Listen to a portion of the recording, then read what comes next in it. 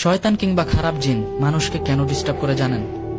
কারণ এই শয়তান কিংবা খারাপ জিন তারা চায় একজন মুমিন বান্দা, অর্থাৎ যে মুমিন বান্দা 5 ওয়াক্ত নামাজ পড়ে এবং মহান আল্লাহ তাআলাকে স্মরণ করে, তার এই নামাজ, কোরআন পড়া, তারপর মহান আল্লাহ তাআলাকে স্মরণ করা, আরো অন্যান্য যাবতীয় যে ভালো কাজগুলো আছে সেগুলো থেকে যেন তাকে বিরত রাখতে পারে।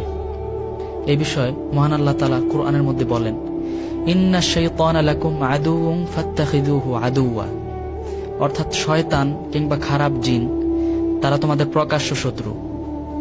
অর্থাৎ এই শয়তান কিংবা খারাপ জিন তাদেরকে প্রকাশ্য শত্রু হিসেবে গ্রহণ করো।